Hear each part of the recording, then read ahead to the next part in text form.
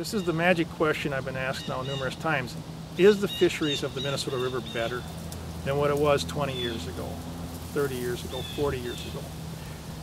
I can't give you a great answer on that. It's too complicated. There's too many interactions. What I can tell you is I believe it's somewhat better.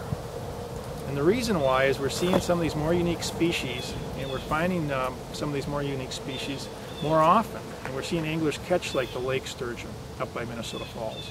We caught a blue sucker last week in between Minnesota Falls and Granite Falls Dam, just downstream of the city of Granite Falls. We're seeing more of these unique, environmentally sensitive species. From that standpoint, I think the river's health is better. But we also know when we're looking at sediment in the river, the hydrograph of the river, which means the amount of water flowing through the river and at what time is more or less water going through the river. We know the river's in poorer condition. We know the river's in poorer condition because of the nitrate loading and the fisheries to the Gulf of Mexico. When we're talking fisheries of the Minnesota River, you got to remember we're also talking everything that else is connected and interrelated to it. That's a fishery that's suffering from the nitrate issues coming out of our Minnesota River. Maybe our fish population is a little better, but someone else's is actually worse. It's a very complicated, big picture situation. And if someone wants to sit down and say, I want a definitive answer before we spend any more money, I say to them, use some common sense. We know there are things that are good for the river, and we know we can make it better.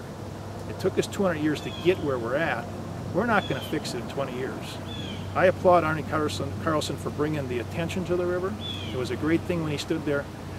I think the mistake was that people actually believed it. We can't clean something up in 20 years that took 200 years to get to where it is. To deal with the sediment issues and the nitrate issues in the Minnesota River, it's going to be a very long process. It's going to be extremely complicated because the economics of the Minnesota River Basin have a tremendous amount to do with the quality of the Minnesota River water. It was easy to clean up point source pollution, lower phosphorus levels from point source pollution. That was an easy one. You go and you say, look, you're dumping sewage that hasn't been treated well enough right into the river. Let's give you some money. There's technologies to fix that. It's much more different to go out into a highly agricultural landscape and try to undo the effects of massive amounts of drainage.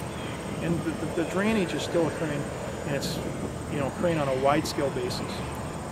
I'm not here to say whether it's right or wrong, but I am here to tell you that if we're going to deal with the effects of that, it's not going to be quick, it's not going to be easy, and it's not going to be inexpensive.